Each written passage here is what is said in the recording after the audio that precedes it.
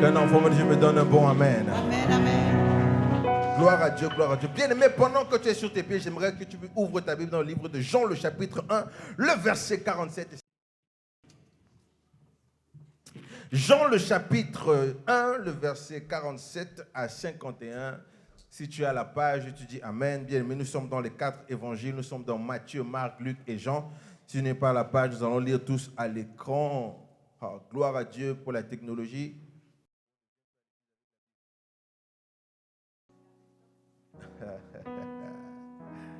Jean, le chapitre 1, le verset 47. J'aime qu'on lit la parole de Dieu ensemble. Amen.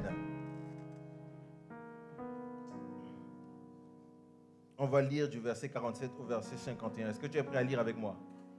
Est-ce que tu es prêt à lire avec moi? On va honorer la parole de Dieu. Verset 47. Alors, Jean, le chapitre 1, le verset 47. 1, 2, 3, nous lisons.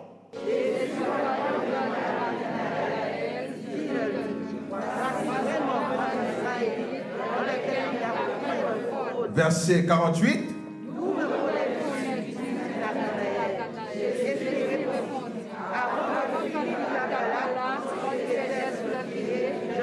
Je t'ai vu. Yes. Verset 49.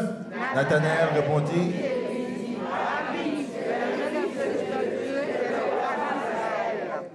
Verset 50. Jésus lui répondit parce que...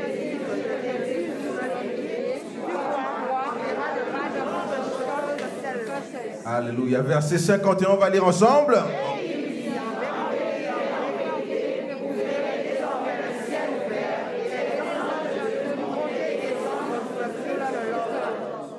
Et il lui dit, en vérité, vous verrez désormais le ciel ouvert et les anges de Dieu monter. Le ciel est ouvert ce matin où les anges montent et descendent dans ta vie au nom puissant de Jésus.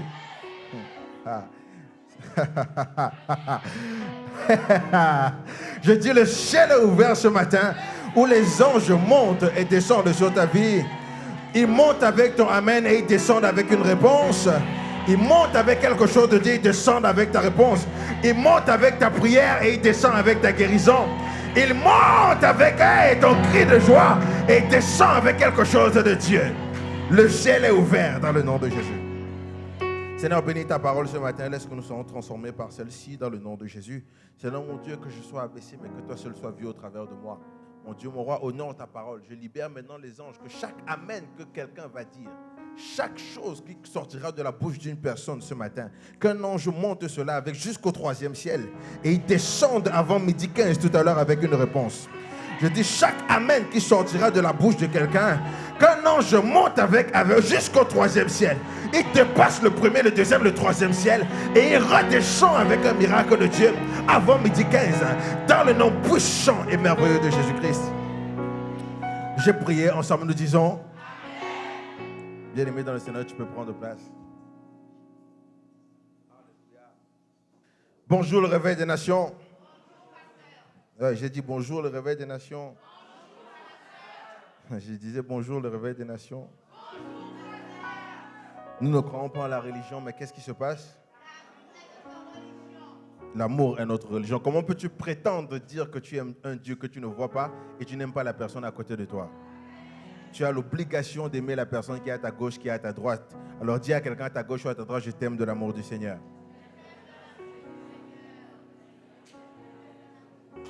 Alléluia, alléluia. Je t'aime de l'amour du Seigneur.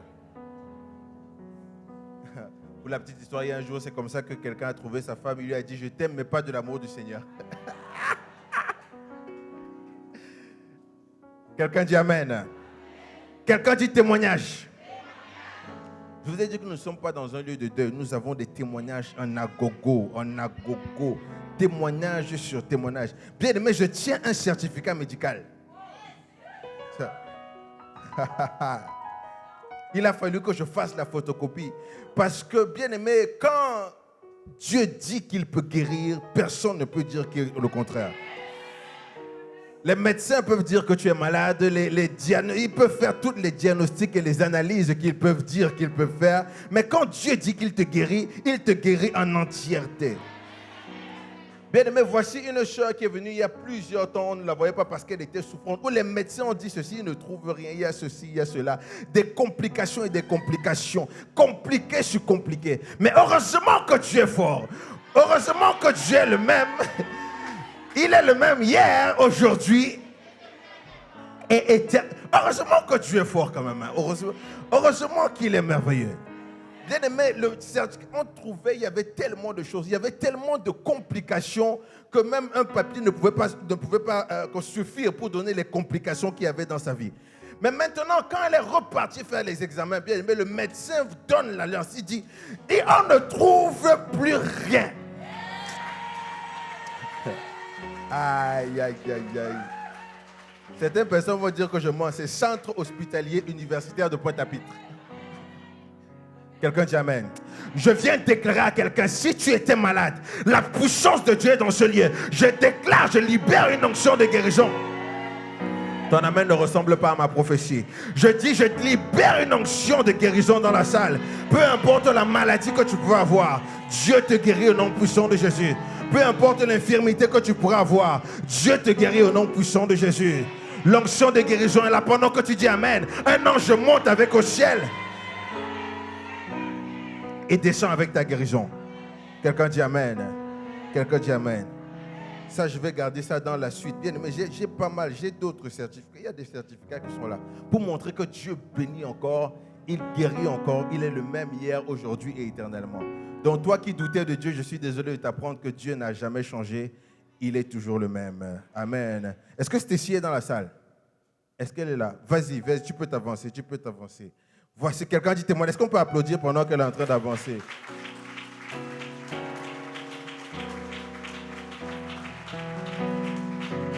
Zamakata là-bas.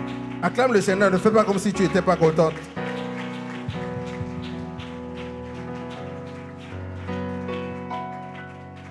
Bonjour à tous et soyez tous bénis. Donc j'ai que 5 minutes.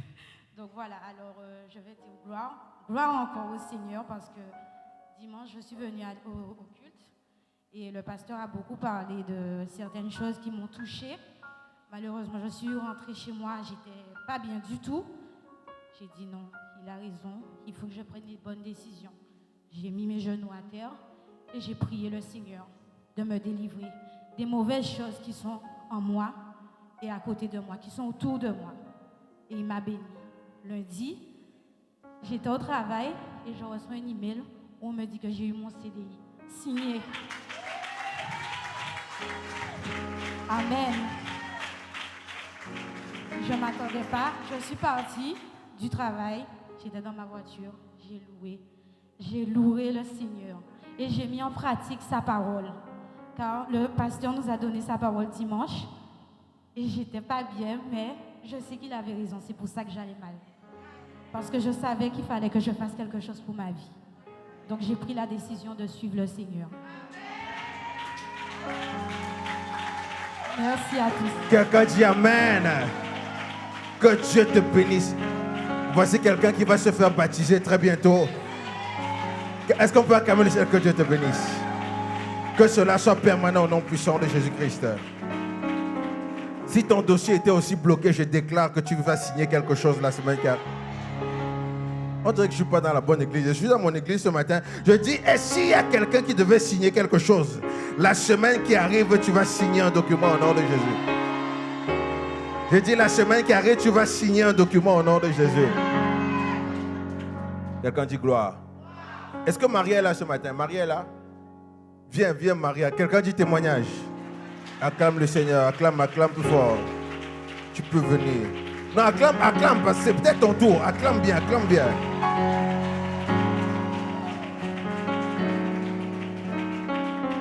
Bien-aimé, la dernière fois, j'ai dit que Dieu te bénit beaucoup, n'est-ce pas? Voilà quelqu'un que Dieu a guéri la semaine passée. Mais la guérison, là, Dieu a donné encore beaucoup. Quelqu'un dit...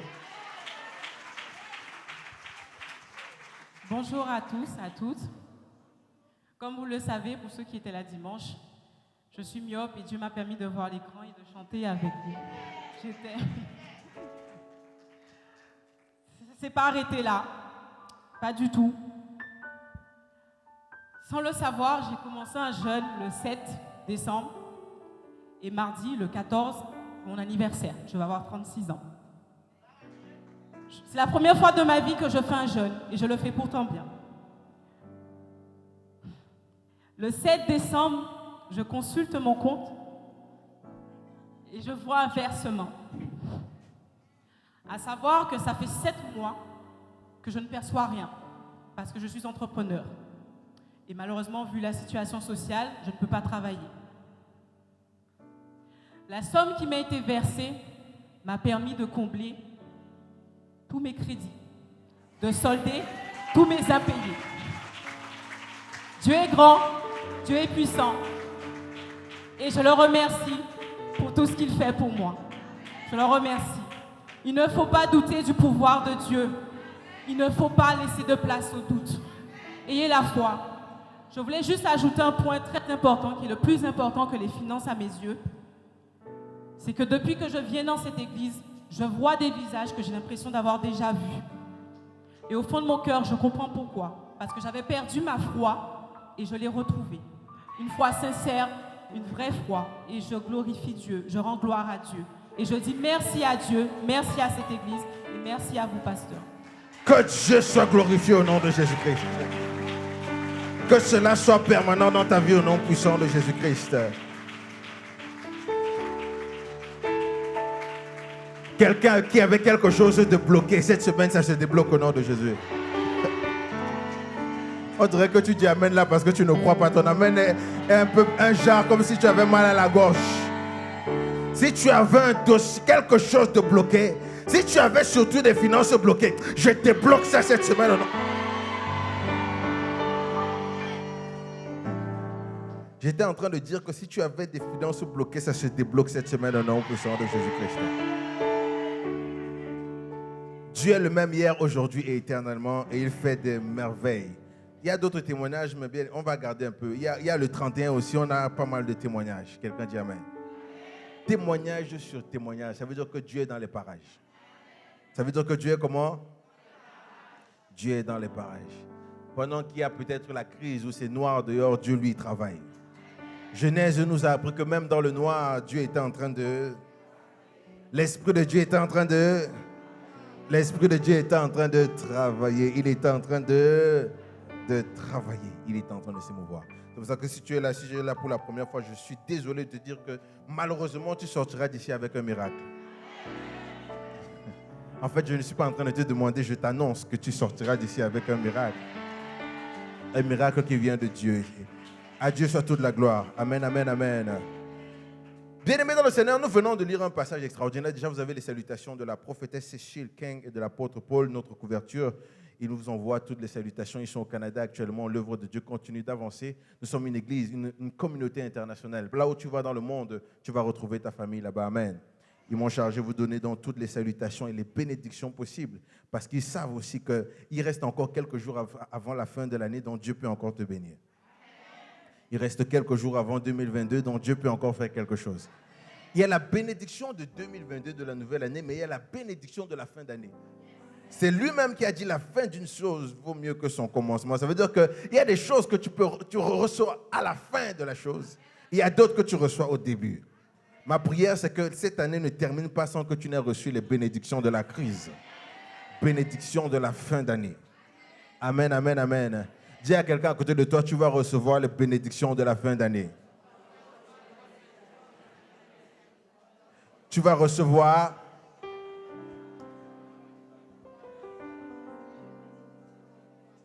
bénédictions de la fin. Amen, amen.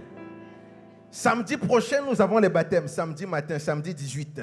Nous avons les baptêmes. Nous avons déjà une quinzaine de baptisés inscrits à la liste. Est-ce que je peux acclamer le Seigneur? Oui. C'est ça que tu es capable de faire. Amen, amen. C'est exactement ça. Donc toi qui réfléchis encore, bien aimé dans le Seigneur, arrête de réfléchir. J'ai donné une révélation quand même qui était assez intéressante quand à la réunion des baptisés la semaine dernière, j'ai dit que quand tu te baptises, Dieu active l'onction des retrouvailles. La Bible déclare qu'un serviteur d'Élysée a coupé, il avait la hache en fer et il a coupé la hache et la hache est tombée dans l'eau. Vous savez, la hache c'est du fer. Le fer, quand ça tombe dans l'eau, ça ne flotte pas. Nous sommes dans un pays où il y a l'eau. La Bible déclare qu'une fois qu'il a pris, il a jeté le boile, le fer est remonté à la surface. Mon Dieu, mon Dieu, mon Dieu. C'est pour ça que quand tu rentres dans les eaux du baptême, l'onction des retrouvailles, sur tout ce que tu as perdu, tu vas le retrouver dans le nom de Jésus-Christ. Je dis, si tu es déjà baptisé, je libère aussi tout ce que tu as perdu. Tu vas le récupérer au nom puissant de Jésus-Christ. Et si tu n'es pas encore baptisé, samedi matin, ne réfléchis pas. Qu'est-ce qui te garantit que tu seras là l'année prochaine? Autant mieux prendre la décision maintenant. Amen, amen. Est-ce que tu es prêt? Est-ce que tu es prêt à décoller? Bien aimé, je n'ai que 30 minutes pour te faire décoller. Est-ce que tu es prêt? Bien, maintenant, on vient de lire un passage dans le livre de Jean, le chapitre 1, le verset 47. Et le livre de Jean est assez spécial. Pourquoi? Parce que c'est les 4 évangiles. Donne-moi tes oreilles pendant quelques minutes et je vais te faire comprendre un certain nombre de choses. Je vais te donner 3 éléments clés que tu as besoin pour cette fin d'année et le début de la nouvelle année. Et je vais te laisser rentrer à la maison. Jean, c'est un livre assez particulier parce que Jean, on nous parle de beaucoup de choses. Vous savez, il y a déjà les 4 évangiles. Quand on lit les 4 évangiles, Matthieu, Marc, Luc et Jean, parce qu'il y a un livre dans la Bible qui est considéré comme le 5e évangile, qui est le livre d'Ésaïe. Mais quand on parle maintenant de 4 évangiles, Matthieu, Marc, Luc et Jean, c'est 4 histoires. C'est la même histoire, mais donnée de 4 manières différentes. C'est 4 histoires, mais relatées de manière différente. C'est 4 histoires qui est parlée ou encore qui est écrite d'une manière différente. Parce que je me suis toujours posé la question, mais pourquoi y a-t-il 4 évangiles? Pourquoi il y a 4 évangiles et non 6 évangiles et non 7 évangiles? J'ai compris que Dieu voulait donner 4 manières de révélation de comment Jésus a marché sur la terre. Dieu voulait montrer à l'homme qu'il n'est pas seulement le Dieu qu'on dit qu'il est dans la Bible, il est réellement le Dieu vivant et il est assis à la droite du Père. C'est pour ça que quand tu lis par exemple les 4 évangiles, chaque évangile parle à quelqu'un, chaque évangile s'adresse à une personne. Alors, vous devez comprendre que quand Jésus est mort, est-ce que tu es avec moi, tu es attentif?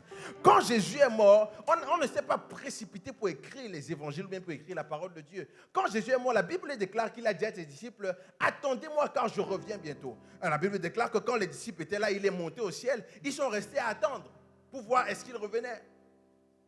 Donc ils regardaient le ciel et disaient que est-ce qu'il va revenir, parce que rappelez-vous qu'il a dit qu'il va mourir et après 3 jours il va revenir. Vous êtes là? Et après 3 jours effectivement il est revenu. Donc quand il a dit à ses disciples je reviens, les disciples ne pensaient pas qu'il allait durer aussi longtemps avant de revenir. Alors il n'y a pas eu une urgence pour l'écriture de la parole de Dieu, pour l'écriture des 4 évangiles. En fait même, il a eu 40 ans avant même qu'on ait commencé à réfléchir. Ils se sont rendus compte qu'après 40 années que Jésus ne reviendrait pas tout de suite. C'est alors là qu'ils ont commencé à discuter, à parler sur les choses de l'évangile. C'est pour ça que les 4 évangiles ne peuvent pas relater tout ce que Jésus a fait sur la terre. Ce n'est qu'un brin. Il y a des choses que tu dois avoir par lecture, mais il y a d'autres choses que tu dois recevoir par révélation. C'est pour ça que la révélation de Dieu est importante, parce que quand tu lis la parole de Dieu, il y a des choses qui ne sont pas écrites dans la Bible que tu reçois par révélation. Quelqu'un dit Amen. Parce que bien aimé dans le Seigneur, 3 ans et 40 jours de ministère ne peuvent pas rentrer dans 4 évangiles. Ce n'est juste pas possible. Alors après 40 ans, ils se sont rendus compte que Jésus ne revenait pas. Ils ont commencé à parler de... Regardez, vous vous rappelez de ce que Jésus a fait. Il a sauvé ci, il a fait ceci, il a fait cela. Alors à force de parler, vous savez que quand tu dis quelque chose à quelqu'un, si je dis quelque chose par exemple là, le temps que ça arrive à la dernière personne, au fond, le message a déjà changé. Soit c'est le téléphone arabe ou quelque chose comme ça. Donc si je dis quelque chose à quelqu'un, le temps que ça arrive à la dernière personne, peut-être même ce que la dernière personne va recevoir n'a rien à voir avec ce que j'ai dit à la première personne. Et c'est comme ça que ils se sont rendus compte qu'il ne faut pas que le message de l'évangile soit autant dissipé. Donc, comme on a commencé à parler, ils ont commencé à le mettre dans des manuscrits. Ils ont commencé à écrire dans les manuscrits. Après les manuscrits, c'est comme ça qu'ils ont condensé, donc ça a donné dans ces 4 évangiles qu'on est en train de lire la parole et l'histoire de Jésus. Maintenant, chaque personne parle à différents publics. Quand tu parles à un public qui est enfant, tu ne parles pas de la même manière qu'un public adolescent. Tu ne parles pas de la même manière qu'un public adulte. Bien, tu ne parles pas de la même façon que tu parles à un senior. Alors, chaque discours, c'est en fonction de ton public. Quand tu prépares ton discours, c'est en fonction de qui t'écoute. C'est en fonction de qui va écouter ce que tu es en train de dire, qui va comprendre. Parce qu'il y a certains termes que tu vas utiliser qu'un enfant ne peut pas comprendre. Tu ne peux pas venir vers un enfant de 7 ans et lui dire anticonstitutionnellement. Il ne va rien comprendre de ce que tu es en train de raconter. Il faut que tu donnes un mot. Donc, ça veut dire ici, les 4 évangiles, nous avons commencé par Matthieu. Matthieu parle ici aux Juifs. Pourquoi Matthieu parle aux Juifs? Parce que quand vous lisez Matthieu, tout le chapitre, vous allez vous rendre compte que Matthieu, il explique. Il dit, voici le Messie que Moïse a dit qu'il allait arriver. C'est Moïse, c'est lui qui est en train de venir. Donc quand tu lis Matthieu, tu comprends que Matthieu est en train de parler aux personnes qui savaient qui était le Messie, qui savaient qui était Jésus. Donc il lui dit, voici la confirmation affirmation de ce que Moïse a dit dans le Pentateuque, dans les premiers passages de la Bible. Est-ce que vous êtes toujours là avec moi? Je suis en train d'aller quelque part. Quand on lit maintenant, quand tu prends la suite, Luc, c'était par exemple Luc, un médecin. Lui, il parlait aux gentils. Les gentils, ce n'étaient pas des personnes qui étaient forcément dans l'église. C'était des personnes qui étaient à l'extérieur. Mais ces personnes-là, dans leur tête, ils se disaient que, ok, l'évangile n'est pas pour nous, c'est seulement pour les juifs. Ce n'est pas pour nous parce que ça ne nous concerne pas. Nous sommes des philosophes, nous réfléchissons. Donc ce n'est pas pour nous. Donc Luc, quand il parle, il dit, l'évangile n'est pas seulement pour les juifs, c'est pour tout le monde. L'évangile n'est pas seulement pour des gens qui sont à l'intérieur de l'église, mais c'est pour tout le monde, des gens qui sont à l'extérieur de l'église. D'ailleurs, Jésus n'est jamais venu pour des personnes saintes. Il est venu pour des personnes disposées. Jésus n'est jamais venu pour des personnes pures. Il est venu pour des personnes qui recherchent quelque chose de Dieu. Jésus n'est jamais venu pour des personnes qui sont sans péché, qui sont sans miracle. C'est pour ça que quand quelqu'un me dit que pasteur, je suis sans péché, j'ai beaucoup de péchés, je ne peux pas venir à l'église, c'est que tu as mal compris le message de l'évangile. C'est parce que tu es pécheur que tu dois chercher Dieu. C'est parce que tu es pécheur que tu dois chercher la gloire de Dieu. C'est parce que tu es pécheur que tu dois chercher la puissance de Dieu. Est-ce que tu es toujours là avec moi? C'est parce que tu es pécheur que tu dois chercher à être connecté avec quelque chose. Amen, amen, amen. Quand tu lis le livre maintenant de Marc, Marc nous parle plus des actions de Jésus. Vous allez voir, il y a plusieurs actions que Jésus a fait. Jésus a fait ci, Jésus a fait ça. Jésus est monté, il a dit. Donc Marc était plus dans l'action. Il voulait montrer aux gens que c'est vrai qu'il y a la théorie de ce qu'on dit, mais il y a la pratique de ce qu'on dit. Donc Jésus n'était pas seulement dans la théorie, mais il était aussi dans la pratique. Maintenant, nous arrivons au livre de Jean. Le livre de Jean, je l'aime beaucoup. Pourquoi? Parce que le livre de Jean nous parle de quelque chose au-delà. Le livre de Jean ne s'adresse pas non seulement aux Juifs, il ne s'adresse pas aux gentils, il ne s'adresse pas à un public général, il s'adresse aux personnes qui ne croient peut-être pas que Jésus existe. Jean dit, il est important et primordial pour toi que tu puisses croire en quelque chose.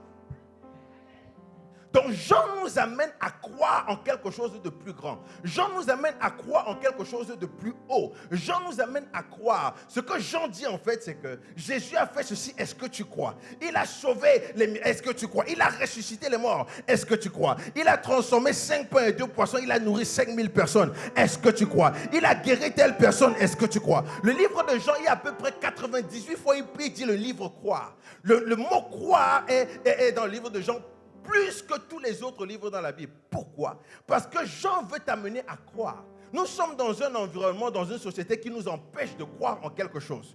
On ne peut plus croire. Ils veulent nous faire croire que tu ne peux plus croire en Dieu. Ils veulent réduire l'Église à une simple religion. Ils veulent réduire l'Église à une simple science. Je suis désolé de t'annoncer que l'Église n'est pas une science. L'Église n'est pas une religion. L'Église n'est pas un acte religieux. L'Église, c'est une puissance que tu as donnée.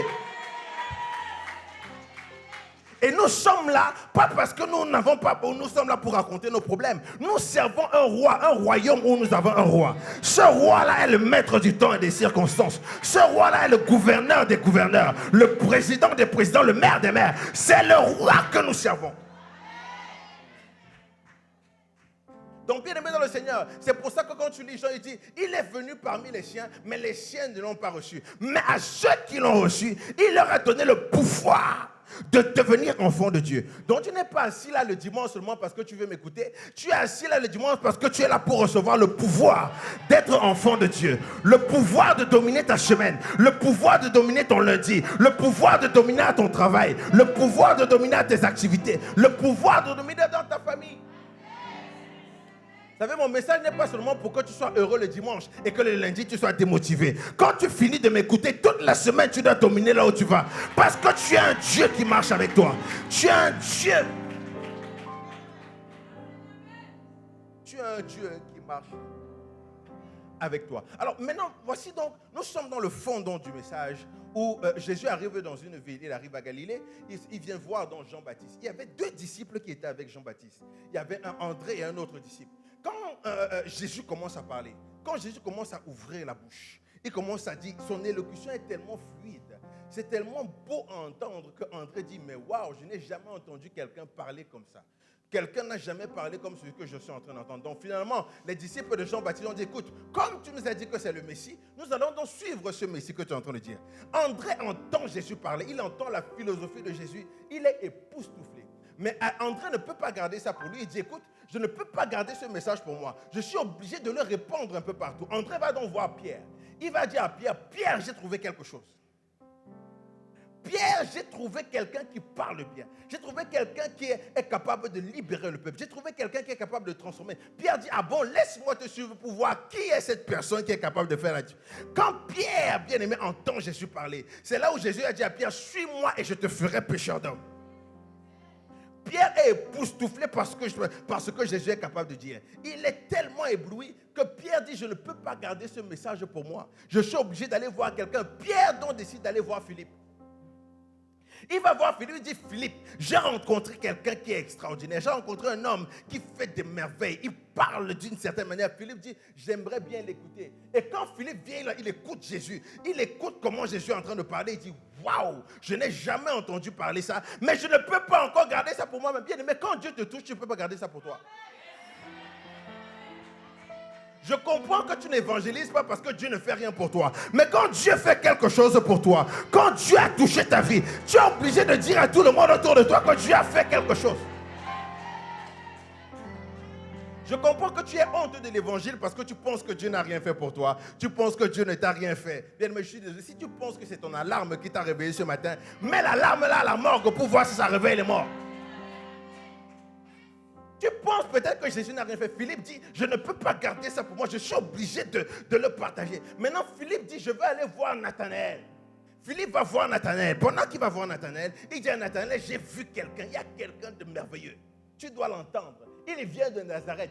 Dès que Nathanaël entend Nazareth, Nazareth dit, hey, quoi de bon pourrait sortir de Nazareth? C'est là où ça devient intéressant. Parce que vous savez, c'est quand même dommage parfois où, comment dire, d'où tu viens peut empêcher les gens de voir ce que tu pourrais devenir.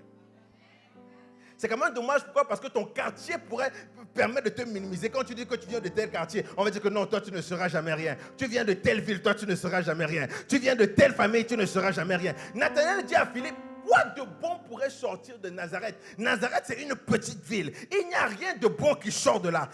Personne n'a jamais percé à Nazareth. Personne n'a jamais réussi à Nazareth. Nathanaël lui dit, quoi de bon pourrait sortir de Nazareth? C'est là où ça devient intéressant. Pourquoi? Parce que nous sommes dans une société où on doute de toi. Une société où on se pose la question, qu'est-ce qui peut sortir de toi? Une société où, bien aimé dans le Seigneur, les gens n'ont pas confiance en toi. La famille n'a peut-être pas confiance en toi. La société n'a peut-être pas confiance en toi. Les amis n'ont peut-être pas confiance en toi. Les proches n'ont peut-être pas confiance en toi. Mais c'est là où ça devient intéressant. Parce qu'il y a quelqu'un qui vit en toi, qui est au-delà, qui est plus fort.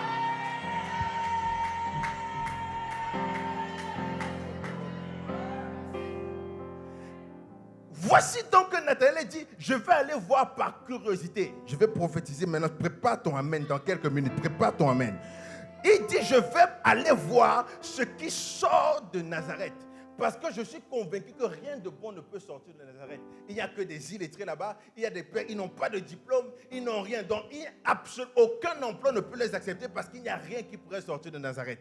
Quand Nathanaël vient voir Jésus, la Bible déclare que Jésus n'a pas parlé comme il a parlé aux autres disciples. Jésus a fait un miracle. Il a dit il a vu dans la vie de Nathanaël. Il a dit, Nathanaël, voici quelqu'un à l'intérieur dans lequel il n'y a pas de doute. Ça veut dire que, bien aimé, quand les gens doutent de toi dans cette saison, en cette fin d'année, le début de l'année nouvelle, tu vas impressionner les gens avec un miracle de Dieu.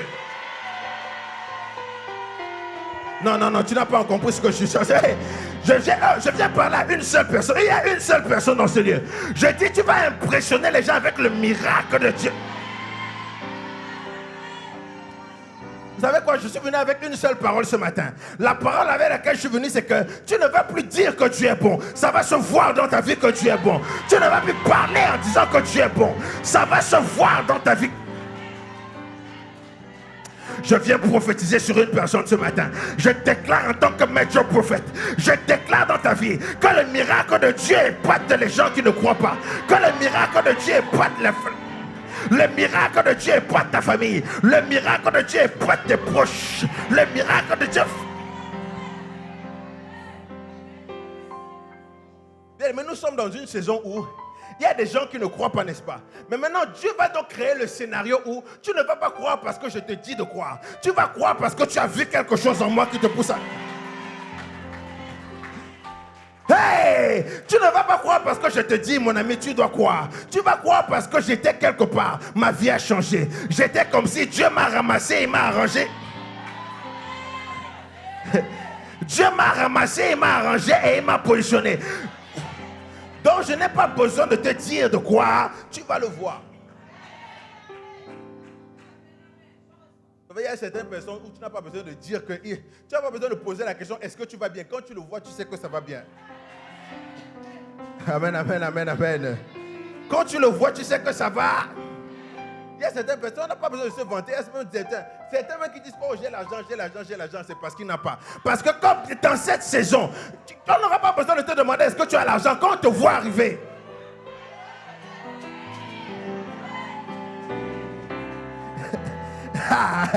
Je dis, quand on te voit arriver,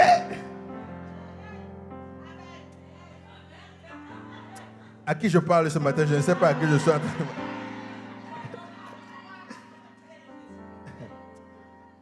Vous savez, moi j'ai un problème. J'ai un problème, pourquoi? Parce que... Non, c'est un vrai problème. Moi j'ai un problème. C'est un sérieux problème que j'essaie de gérer, mais je n'arrive pas à le gérer. Parce qu'à chaque magasin, quand je rentre, on double toujours le prix.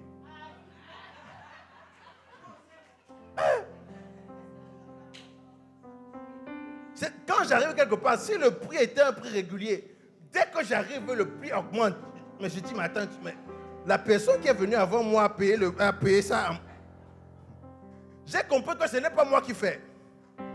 C'est que quand j'entre quelque part, ils sentent quelque chose qui... Dans cette saison dans ta vie, tu rentres quelque part, tu ne vas pas parler. Le miracle de Dieu parle pour toi. L'onction de Dieu parle pour toi. La puissance de Dieu parle pour toi. L'élévation de Dieu parle.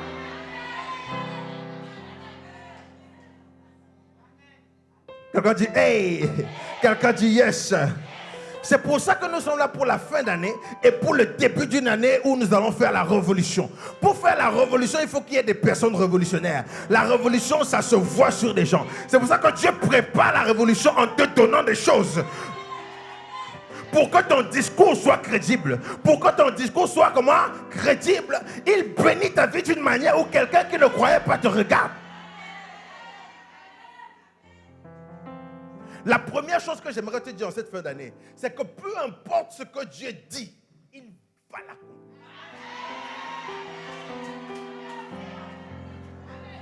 Souvent on prend cette parole à la légère, c'est rendu un générique, où on commence à dire oui, ce que Dieu a dit, il va l'accomplir. Bien aimé, ce n'est pas un générique, c'est une déclaration de guerre, c'est une déclaration de puissance, c'est une déclaration d'onction. Peu importe ce que Dieu a dit, s'il a promis quelque chose, il va. S'il a promis quelque chose, il va l'accomplir. Donc je suis désolé que les 11 premiers mois n'aient pas été faciles dans ta vie. Je suis désolé que les 11 premiers mois de 2021, c'était tumulte sur tumulte. Je suis désolé que les 11 premiers mois, c'était doute sur doute. Les 11 premiers mois, c'était compliqué. Tu as peut-être douté, tu as réfléchi, tu as pleuré. Je suis désolé que les 11 premiers mois. Mais je viens t'assurer que ce que Dieu a dit...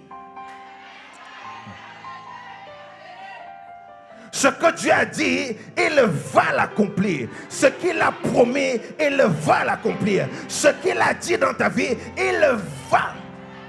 J'ai dit, il va faire quoi? Il va l'accomplir. Ce que Dieu a dit dans ta vie, il va l'accomplir. Je ne sais pas comment tu as commencé l'année, mais je viens t'annoncer que tu vas bien finir l'année. Oui, c'est ça que je ne sais pas comment tu as débuté. L'important n'est pas comment tu débutes. L'important est comment tu termines. Il y a certains qui débutent bien, mais ils terminent mal. Ils débutent bien, mais ils finissent mal. Bien aimé, j'aimerais te dire que tu as peut-être mal débuté. Tu as eu un mauvais commencement. Tu as eu un mauvais départ. Mais pendant que les gens vont arriver à l'arrivée, ils vont te trouver à l'arrivée. Est-ce que je parle à quelqu'un? La Bible me dit que Moïse, on a laissé Moïse dans le désert. On a laissé Moïse dans le désert. Moïse a fait quelque chose où Dieu a dit, ok, comme c'est comme ça, tu n'entres pas dans la terre promise. Tu ne vas pas accompagner le peuple. Les enfants de Dieu ont laissé Moïse dans le désert. Ils arrivent à la montagne de la transfiguration qui est dans la terre promise. Ils voient Moïse. Il dit, mais Moïse, on t'a laissé dans le désert. On t'a abandonné. Qu'est-ce que tu fais à la terre promise? Qu'est-ce que tu fais là? C'est parce que Dieu a une manière de nous donner une seconde chance. Où les gens qui disent que tu es en retard, ils vont te trouver à l'arrivée. Ton amen ne ressemble pas à ce que... Non. Ça ne ressemble pas à ce que je suis en train de dire. Je dis, les gens qui ont dit que tu étais en retard, ils t'ont laissé derrière. Ils vont arriver, ils vont te trouver là.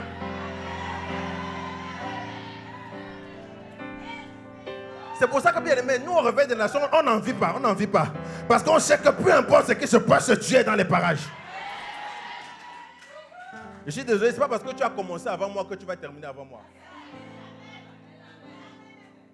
Ce n'est pas parce que tu as débuté avant moi que tu termineras avant moi. C'est pour ça que, bien aimé, laisse les personnes qui sont parties avant toi. Ils ont eu les choses avant toi. Ils ont fait des trucs. Ne t'inquiète pas. Dieu a une manière de tourner les choses. Dieu a une manière de tourner les choses. Dieu tourne souvent les choses d'une telle manière que lorsqu'on pense qu'il active le miracle de Dieu. Vous savez, c'est pour ça que vous regardez souvent des films, n'est-ce pas? Il y a certains films qu'on regarde. Moi, ce que j'aime souvent avec les films, ce n'est pas le film même, c'est même la bande-annonce. Parce que c'est la bande-annonce qui me dit si le film est bon ou si le film n'est pas bon. Si la bande-annonce n'est pas bonne, ce film ne me verra pas. Je regarde d'abord la bande-annonce. Et ce que j'aime voir dans la bande-annonce, c'est quel acteur va jouer dans le film. Je m'en vais voir le film à cause de l'acteur. C'est en fonction de l'acteur que je regarde. C'est pas... Non. Maintenant, la vérité, c'est quoi? C'est que quand la bande-annonce sort, quand tu regardes la bande-annonce d'un film, on dit que le film est sorti. La bande-annonce, c'est parce qu'en fait, le film a déjà été tourné en entièreté. Quand il y a la bande-annonce d'un film qui sort, ça veut dire que tout le film a déjà été filmé. La production a déjà confirmé tout. Tout a déjà été conclu. La dernière scène, toutes les vidéos ont déjà été prises. Maintenant, comme on a déjà tourné le film, c'est dans toutes les prises qu'on prend maintenant quelques vidéos par-ci, par-là pour faire une bande-annonce. Donc, dans un film, par exemple, d'1h30, on va avoir une bande-annonce, par exemple, de 2 minutes, 3 minutes. Parfois 1 minute 5. Pourquoi? Parce que tout le film est déjà tourné. Vous êtes là ou pas? Tout le film est déjà... Donc ça veut dire que quand tu regardes la bande-annonce, tu ne regardes pas la bande-annonce en réfléchissant qu'est-ce qu'il va y avoir dans le film. Pourquoi? Parce que quand tu regardes la bande-annonce, ça veut dire que tu sais déjà qu'est-ce que tu vas trouver. Tu sais qu'est-ce que tu vas voir. Et c'est rare qu'on puisse changer les acteurs en cours de chemin.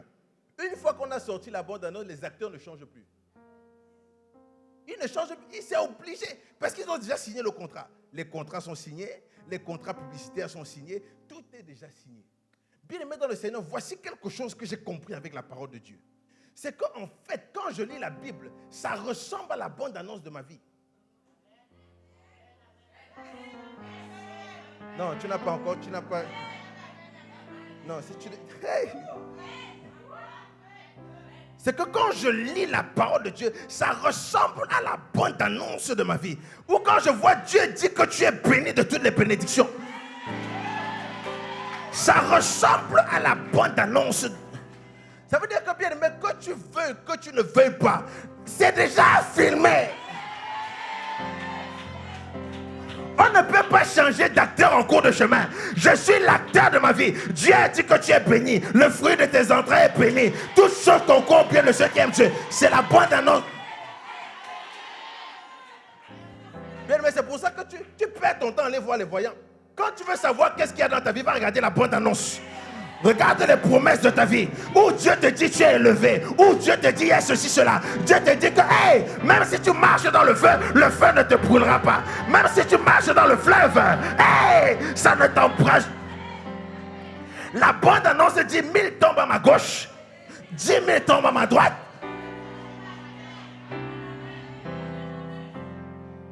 Mais l'acteur ne peut pas changer. Je suis obligé d'être l'acteur de mon film. Parce que Dieu a déjà écrit toute la... C'est comme il y a une des prédications que je disais dernièrement où j'ai dit que, par exemple, on ne lit pas seulement les manuels. Il y a certaines manuels où tu ne lis pas quand. Parce que le manuel te dit beaucoup de choses. La dernière fois que tu as acheté ton téléphone, est-ce que tu as lu le manuel? Ouais. Je peux compter sur le bout, même sur une main, le nombre de personnes qui lisent le manuel. Quand tu as acheté ton frigo, est-ce que tu as lu le manuel? Parce que selon toi, tu sais que tu vas ouvrir le frigo. Et tu vas fermer le frigo. Surtout si tu as des enfants, eux, ils ne lisent jamais les manuels. Quand tu ramènes le frigo, si tu as surtout un garçon, le travail du garçon, c'est manger.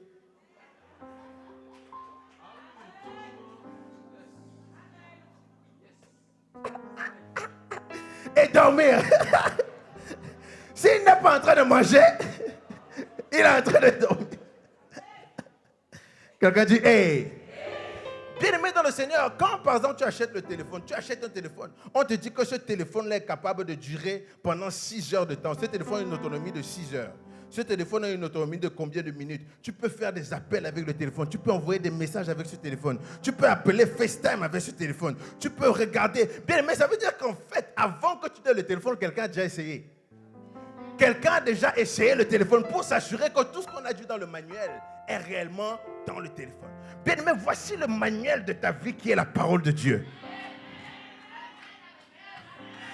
C'est pour ça que j'ai compris qu'il a dit à Jérémie, avant que tu ne sois dans le ventre de ta mère, je te connaissais et je t'avais établi. C'est la raison pour laquelle nous n'avons pas confiance en une société. Même si la société dit quoi que ce soit, Dieu a dit dans la parole de Dieu qu'il y a quelque chose qui s'est passé. C'est pour ça que je ne fais pas confiance à peu importe ce qu'on dit sur moi. Ça te concerne. Parce que souvent, on est tellement sensible. Quand tu entends quelque chose sur toi, tu es sensible. Bien, mais ça te concerne. Quand je veux connaître quelque chose sur moi, j'ouvre le manuel de ma vie. Je dis, Dieu a dit ceci. Je suis la tête et non la queue. C'est pour ça que dans cette société, le monde peut brûler. Il peut y avoir n'importe quoi. Ne t'inquiète pas. Nous sommes dans une fin d'année où Dieu va bénir quelqu'un. Il va montrer sa gloire au travers de quelqu'un. Hey! Le système peut tomber, je n'ai que faire. Le gouvernement peut tomber, je n'ai que faire. Tout ce que Dieu a dit. Regarde un voisin, dis à ce voisin tout ce que Dieu a dit. Voilà. Regarde. Dis à un voisin à ta gauche, à ta dit tout ce que Dieu.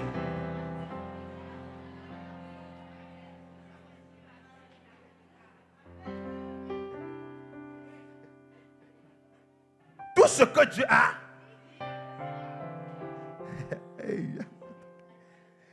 Bien aimé, c'est pour ça qu'en cette fin d'année, j'aimerais te donner du courage, j'aimerais te donner la force afin de ne pas baisser les bras. Ne baisse pas les bras. Parce que ce que Dieu a dit, il va l'accomplir. Il va là. Quand Dieu ferme une porte, c'est pour ouvrir un portail. Oui. Je vois le portail s'ouvrir en 2022. Je vois le portail s'ouvrir en 2022. Je suis en train de prophétiser sur une personne ici. Je dis, je vois le portail s'ouvrir en cette année qui est en train d'arriver. Je dis, je vois ton portail. Je vois ton portail.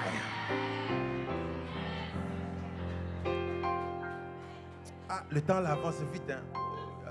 Ça avance vraiment rapidement. Mais je vais conclure. Voici quelque chose qui se passe. J'ai 2 éléments à te donner, après je vais te laisser partir. Ce que j'ai compris dans la Bible, c'est que parfois, c'est pour ça que j'aime les témoignages.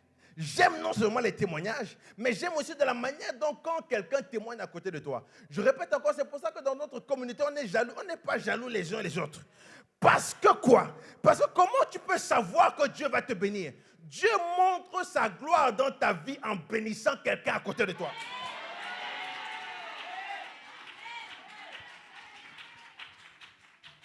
La manière dont Dieu montre qu'il va te bénir, c'est quand tu vois quelqu'un assis à côté de toi qui est béni.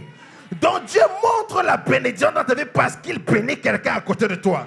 Donc si Dieu bénit quelqu'un à ta gauche et à ta droite, ne sois pas jaloux avec cette personne. Pourquoi? Parce que tu sais que si Dieu a béni la personne à ta... Bien aimé, c'est pour ça qu'il fallait que je prenne ces témoignages ce matin. Parce que comme Dieu a béni quelqu'un à côté de toi, il y a ton voisin qui a été béni. Tu es la prochaine personne que Dieu...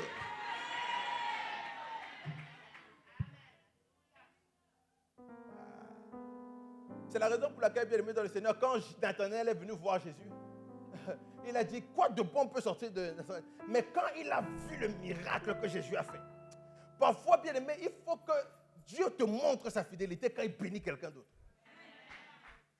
C'est pour te prouver qu'il est capable de bénir. Il est capable de... C'est pour ça que j'ai souvent l'habitude de dire, même quand il y a les témoignages, vous avez oublié peut-être, quand il y a un témoignage, tu dois dire, c'est moi le prochain. Quand il y a un témoin, tu dis, je suis le prochain. Même si quelqu'un... Oublie ton frère, oublie ta soeur. Mais même s'il faut que tu dises amen, bien, oublie. Il y a certaines personnes qui viennent à l'église, ils se contiennent. Ils se contiennent. Tu veux dire que, ou encore ils commencent à réfléchir. Quand le pasteur n'a pas encore fini de prier, ou encore le projet, il dit, je suis sûr qu'elle va déjà dire amen.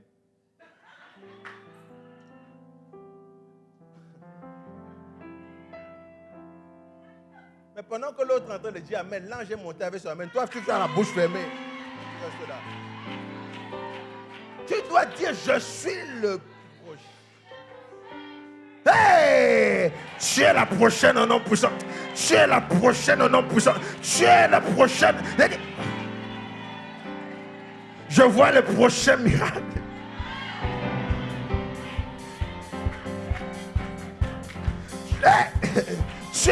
Tu es le prochain.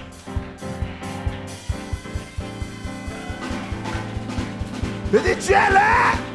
Tu es là. Tu es là. Bien, mais, j'ai un petit frère qui s'appelle Nation. Il joue au basket. À un moment donné, il jouait dans une équipe de basket à l'école secondaire. Et je vais voir demain à l'école. Et le coach me dit, Nation, il joue bien, il a un bon shoot, il lance bien. Mais le problème, c'est qu'il a un problème de vivacité, il a besoin de force, il a besoin de rigueur. Quand il joue, il faut qu'il s'impose. Parce que vous savez, mon petit frère, il est grand. Je le regarde déjà comme ça. Je crois qu'il est peut-être 1 mètre, il est 2 mètres, 2,10 m, je crois, mon petit frère. Il est grand, il a tout ce qu'il faut, mais il lui manque quelque chose. Il lui manque un peu la force. Il faut qu'il soit un peu plus résistant. Vous savez, j'ai joué au basket régional pour le Team Canada. Et comment le coach nous faisait pour avoir la résistance, c'est qu'on allait souvent dans la rue. J'ai donc dit que bon, comme le coach m'a dit qu'il faut que mon petit frère ait la résistance, je vais l'amener dans le quartier. Dans le quartier, bien aimé, c'est un peu comme les souhaits. Vous connaissez les souhaits où on joue. Il n'y a pas de faute. Donc on peut te botter, tu n'as pas de faute. Donc tu te gères toi-même. Donc si on te pousse, tu dois pousser en même temps. J'amène donc mon petit frère et on arrive au centre-ville de Montréal. Il y avait une équipe de basket. C'est là où tous les gars se rassemblaient. Et là, bien aimé, si tu n'as pas la force, tu vas te retrouver à terre. J'ai dit à certains de mes anciens collègues qui étaient là, voici tu vas jouer avec lui. Et là, je vois que Nation allait, il s'est assis. Pendant qu'il s'assoit, il attend qu'on l'appelle pour venir jouer. Alors, je dis, je te laisse, j'arrive, joue avec les gars, je reviens tout à l'heure. Mais je suis allé pour acheter des Red Bull, etc., les boissons énergisantes. Je suis revenu 30, 35, 40 minutes plus tard, j'ai trouvé Nation est toujours assis. Je dis, mais mon gars, c'est comment? Tu ne joues pas? Il me dit, non, j'attends qu'on m'appelle. J'attends que les gars me disent de venir jouer. Je dis que mon ami, ce n'est pas comme ça que ça se passe dans le quartier. C'est que quand tu as envie de jouer, tu te mets sur le poteau. Et quand quelqu'un gagne, tu dis, c'est moi le prochain. Est-ce que tu es là? Tu ne vas pas t'asseoir, tu te mets sur le poteau du panier de basket. Quand on gagne une équipe, tu dis, je suis le prochain. Tu rentres, tu t'imposes, tu rentres dans le terrain et c'est comme ça que si tu t'assois là, tu vas rester là toute la journée, personne ne va jamais t'appeler. J'ai compris pourquoi la Bible déclare que le royaume de Dieu est forcé, mais ce n'est que les violents qui s'en emparent. Parce que quand tu vois une bénédiction qui ressemble à ce que tu veux faire, tu te mets à côté, tu te dis c'est moi le... Où sont les prochains que Dieu avait? Je dis c'est moi le... Tu te mets sur le coin, tu attends. Dès qu'on tape une équipe, tu rentres dans le... Tu dis, c'est moi le prochain. Le royaume de Dieu est forcé, seulement les violences en emparent. Bien aimé dans le Seigneur, si tu vois une bénédiction qui ressemble à ce que tu veux, si tu vois une gloire qui ressemble à ce que tu souhaites, si tu vois un témoignage qui ressemble au témoignage que tu voudrais avoir, ne reste pas là la bouche fermée. Tu dois crier un amen. Tu vas dire, je suis le prochain. Tu vas dire, Dieu, regarde-moi. C'est moi le prochain. Je sais que tu vas me bénir. Parce que je suis le prochain. Et ça, peu importe ce que tu es, peu importe ce que tu vis. La deuxième chose que je vais te donner, bien aimé dans le Seigneur, tu crois en cette fin d'année, tu dois savoir que Dieu connaît tout à propos de toi. Il n'y a absolument rien que Dieu ignore de toi. Dieu connaît tout. La Bible dit que Jésus a dit, voyant venir à lui Nathanaël, et lui dit, voici vraiment un Israélite dans lequel il n'y a point de... Voici un homme dans lequel rien n'est caché. Vous savez, c'est pour ça que quand je dis que ce que Dieu a dit, il va l'accomplir, parce que les gens te rejettent. Les gens te rejettent sur la base de ce qu'ils pensent savoir de toi. Mais Dieu t'aime alors qu'il sait tout de toi. Non, je crois qu'il faut que Les gens vont te rejeter sur la base de ce qu'ils pensent savoir de toi. Mais Dieu connaît tout de toi. Et il t'aime quand même. Les gens vont te mettre à côté sur la base de ce qu'ils pensent savoir de toi. Ils ne vont jamais venir te poser la question. Mais ils pensent savoir de toi. Ils pensent ça parce qu'ils ont entendu une histoire. Ils ont entendu quelqu'un dire. Et ils vont te mettre à côté sur la base de ce qu'ils pensent savoir de toi. Mais Dieu connaît tout de toi, il t'aime quand même. C'est pour ça qu'il y a certaines personnes qui ont une version de toi qui n'existe plus. Ils ont une photo de toi dans leur poche qui n'existe plus. Qui n'est plus d'actualité. Bien aimé, c'est pour ça que peu importe ce que tu penses avoir fait, peu importe ce que tu penses avoir commis comme péché, peu importe ce que tu penses, ce que Dieu a dit, il va l'accomplir. Peu importe ce que tu penses avoir fait.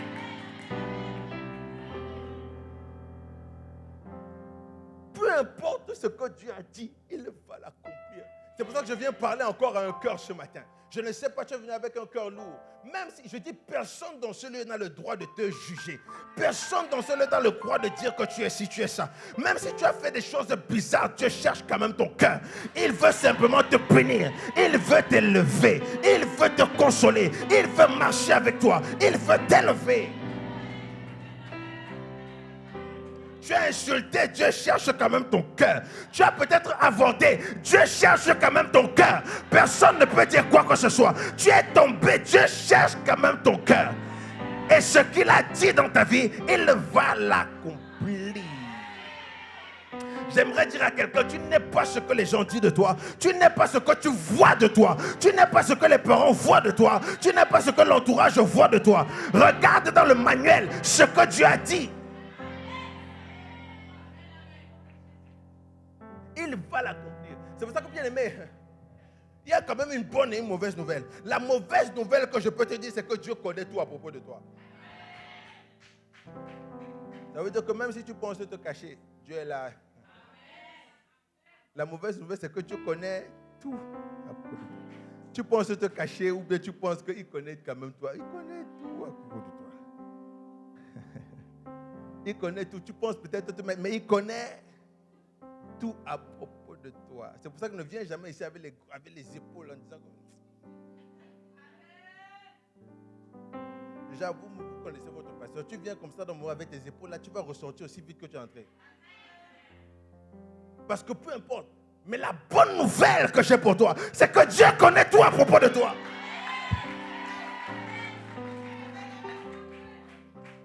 Dieu connaît tout à propos de toi. Donc ça veut dire qu'il sait que tu as fauté hier, mais il veut quand même t'aider devant. Il sait que tu es tombé hier, mais il veut quand même montrer sa gloire au travers de toi. Il sait que tu as douté hier, mais il veut quand même t'inspirer. Il veut inspirer les autres.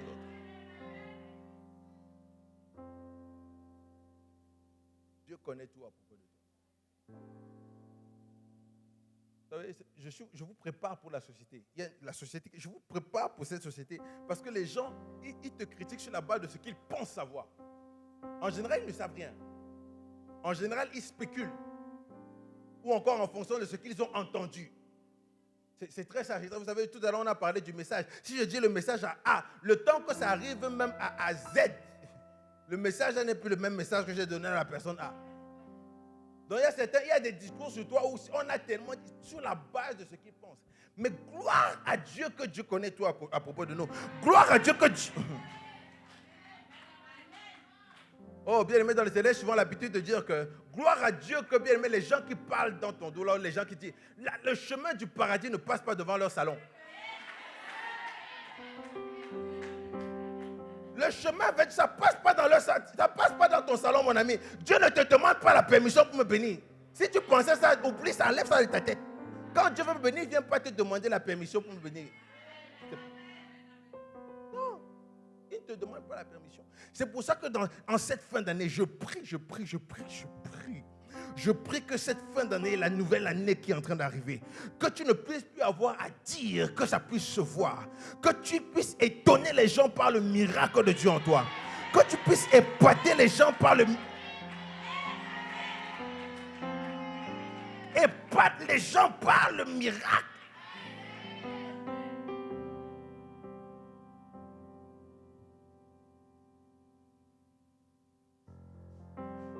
Et la troisième chose que tu dois comprendre, c'est que il y a toujours un avenir meilleur. Il y a toujours un avenir meilleur. Et c'est là où le verset 50 arrive. C'est là où le verset 50 arrive.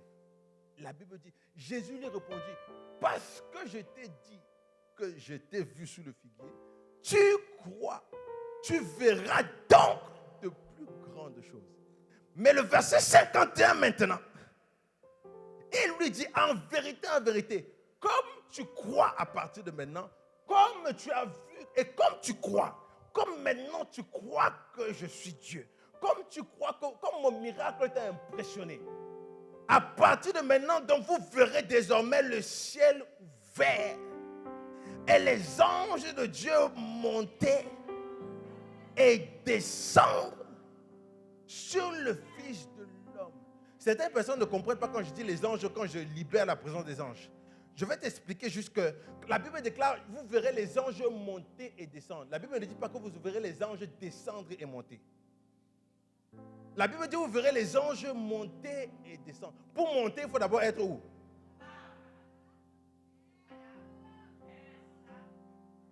Dans ceux qui pensent que les anges sont seulement au ciel, la bien-aimée, il y a une multitude d'anges qui sont autour dans ce lieu. D'ailleurs, j'accueille la présence des anges qui sont revenus avec un miracle qui t'appartient. C'est ton amen qui va déterminer qui a qui un. Je dis, j'accueille les anges ce matin. Qu'ils sont de retour avec un miracle. C'est la qualité de ton amen qui détermine quel ange. Je dis, c'est la qualité de ton amen qui va déterminer ce que tu vas recevoir. Je dis que l'ange de Dieu vienne mettre quelque chose dans ton sac. Que l'ange de Dieu vienne te bénir avec quelque chose. Que l'ange de Dieu te communique une grâce particulière. Que l'ange de Dieu descende. Zamakata la bayebre ketele bozukata. Yamandana bayebre delebosa. Je dis à quelqu'un ce matin, il y a un ange qui met quelque chose à tes côtés. Un ange qui met quelque chose dans ta poche. Un ange qui met quelque chose dans ton portefeuille. Non, ton amen ne ressemble pas. Je dis, il y a un ange qui met quelque chose à côté de toi. Il y a un ange. Zabrakata la bayebre delebozukata. Je viens parler à une personne sur cette hôtel. Je déclare, je décrète. Il y a un ange qui te communique quelque chose. Il y a un ange qui communique quelque chose dans ta vie. Il y a un ange.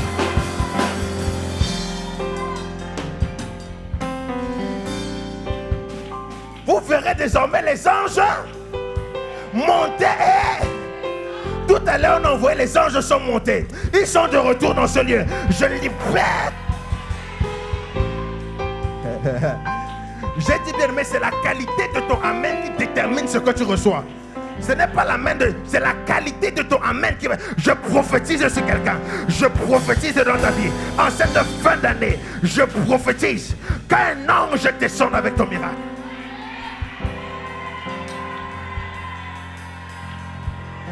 Je prophétise, un ange descend avec ton élévation, un ange descend avec ta gloire, un ange descend avec ta Shekinah, un ange descend avec ton onction, un ange descend avec quelque chose de Dieu, un ange descend.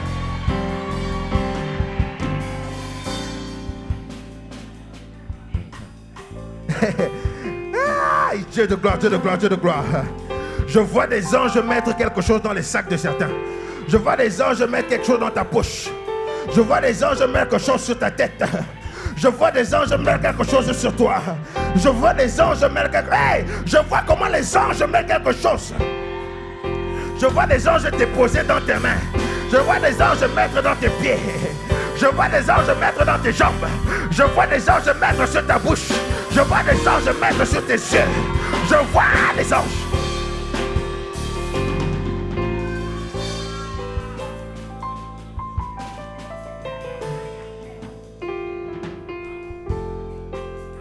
Tu dois croire. Est-ce que tu crois? Je dis, est-ce que tu crois? Non, je repose la question, je dis, est-ce que tu crois? Je répète encore, je dis, est-ce que?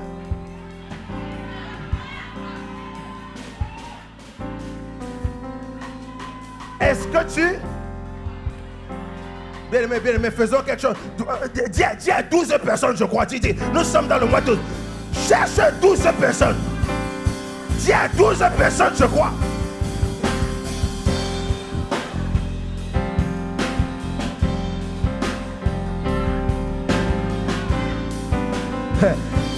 Douze.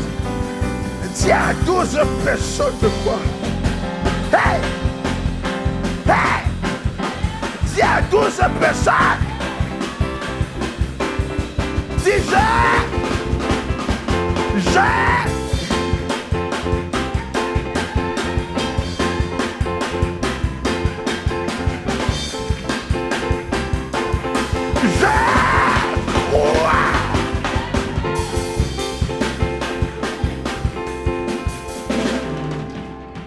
quelqu'un dit amen.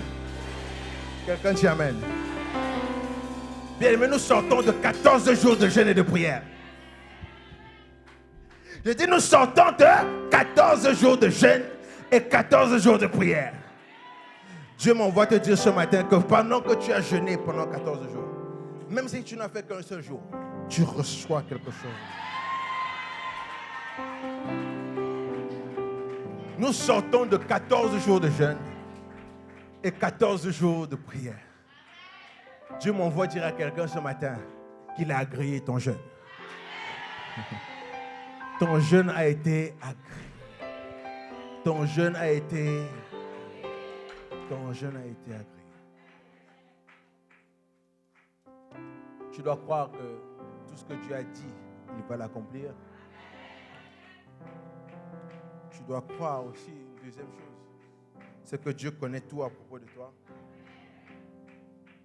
Peu importe ce qu'on a dit, Dieu connaît tout à propos de toi. Il connaît tout, dans son entièreté. Il connaît ce que tu as fait dans ton passé. Il connaît ce que tu fais dans ton présent. Il connaît même aussi ton futur. Et je viens donc t'encourager ce matin à ne pas perdre espoir, parce que peu importe ce qu'on pensait de toi, il y a un manuel qui te donne ton avenir. Donc, cette année, tu as peut-être mal débuté. On t'a licencié, tu as perdu ton emploi. Il y a tellement de choses qui sont arrivées cette année. Mais gloire à Dieu que ce n'est pas la fin. Et que dans la bonne annonce, l'acteur ne meurt pas.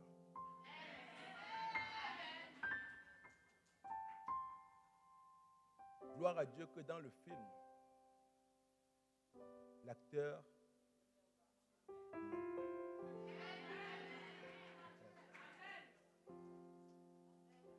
mais parfois on va taper l'acteur, des fois on va le trimballer, parfois l'acteur on va l'amener à gauche, à droite, parfois l'acteur il va être rempli de sang, parfois l'acteur il y a tellement, parfois l'acteur on le tape,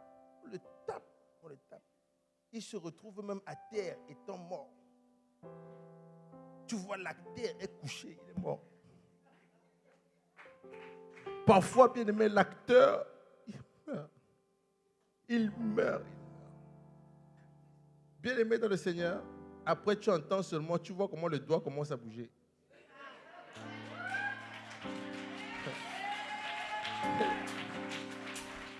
Tu vois comment la main commence à bouger. Je viens te déclarer que tu ne meurs pas dans ton film au nom de Jésus. Tu ne mourras pas dans ton film. Je dis tu ne meurs. Au nom puissant de Jésus-Christ. Lève tes mains dans le temps de grâce. Vas-y, mets-toi sur tes pieds, lève tes mains. Est-ce que quelqu'un vous a dit qu'il vous aimait aujourd'hui? Si vous regardez ceci, j'aimerais vous dire que Dieu vous aime. Il vous aime d'un amour inconditionnel.